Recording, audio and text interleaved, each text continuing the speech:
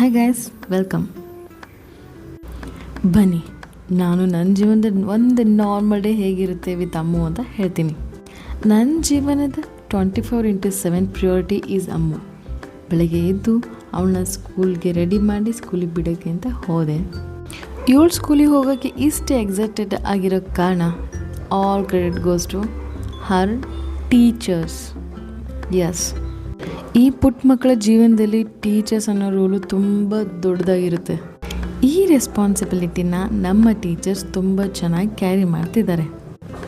ಅದಕ್ಕೆ ತಾನೇ ನಮ್ಮಮ್ಮ ಸ್ಕೂಲಿಗೆ ಹೋಗಬೇಕು ಅಂದ್ರೆ ಅಷ್ಟು ಎಕ್ಸೈಟೆಡ್ ಆಗಿರೋದು.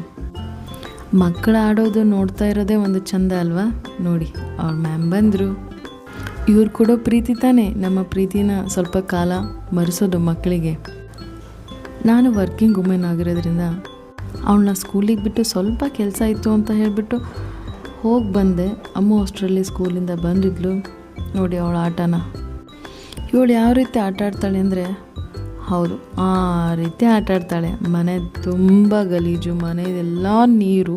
ಸೊ ಇನ್ ಬಿಟ್ವೀನ್ ಏನಾದರೂ ಕ್ರಿಯೇಟಿವ್ ಮಾಡೋಣ ಅಂತ ಹೇಳ್ಬಿಟ್ಟು ಈ ಹೋಮ್ ಪಝಲ್ನ ತಂದಿದ್ವಿ. ಹೋಮ್ ಪಝಲ್ ಮಾಡಿದ್ವಿ.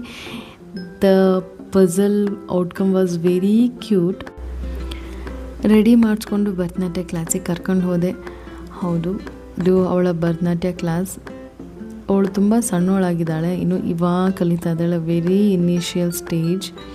ನಂಗೆ ಪರ್ಟಿಕ್ಯುಲರ್ಲಿ ಅವಳನ್ನ ಬುಕ್ ವರ್ನ್ ಮಾಡೋಕ್ಕೆ ಇಷ್ಟನೇ ಇಲ್ಲ. ಸೊ ಅವಳಿಗೇನು ಸಾಧ್ಯ ಅಷ್ಟು ಕ್ರಿಯೇಟಿವ್ ಆಗಿ ಅವಳ ಜೀವನ ನಿರೂಪಿಸೋಕ್ಕೆ ಟ್ರೈ ಮಾಡ್ತಿದ್ದೀನಿ. ಮತ್ತು ನನ್ನ ಪ್ರಕಾರ ಎಲ್ಲ ಜೀವನದಲ್ಲಿ ಎಲ್ಲ ದಿನಗಳು ನಾರ್ಮಲ್ ಇರುತ್ತವೆ, ಬಟ್ ಅದನ್ನು ಸ್ಪೆಷಲ್ ಯಾವ ರೀತಿ ಮಾಡ್ಕೊಳ್ತೀವಿ ಅದ್ರ ಮೇಲೆ ಡಿಪೆಂಡ್. ನನ್ನ ದಿನಗಳು ಕೂಡ ನಾರ್ಮಲೇ ಇರುತ್ತವೆ, ಬಟ್ ಅವಳಿಗೋಸ್ಕರ ನಾನು ಎತ್ತಿಡುವಂತಹ ಟೈಮ್ ತುಂಬ ಸ್ಪೆಷಲ್ ಆಗಿರುತ್ತೆ. ಕ್ಲಾಸ್ ಮುಗಿಸಿ ಇವತ್ತು ದುರ್ಗಾದೇವಿ ತಾಯಿದು ಜಾತ್ರೆ ಇತ್ತು. ಸೊ ಅಲ್ಲಿ ಕರ್ಕೊಂಡೋಗಿ ಸ್ವಲ್ಪ ಆಟ ಆಡಿಸಿ ಅವಳಿಗೆ ಏನು ಬೇಕು ಅದನ್ನು ಕೊಡಿಸ್ಕೊಂಡು ಮನೆಗೆ ಕರ್ಕೊಂಬಂದೆ.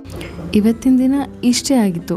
ಬಟ್ ಒನ್ ಥಿಂಗ್, ನಾವು ಎಷ್ಟೇ ಮಾಲ್ ಅಡ್ಡಾಡಿದ್ರು, ಶೋರೂಮ್ ಅಡ್ಡಾಡಿದ್ರು, ಜಾತ್ರೆಯಲ್ಲಿ ತೊಗೊಳ್ಳೋದು ಐಟಮ್ಗಳು ಕೊಡೋ ಖುಷಿ ಯಾವುದ್ರಲ್ಲೂ ಕೊಡೋಕ್ಕೆ ಸಾಧ್ಯ ಇಲ್ಲ. ಏನಂತೀರಾ?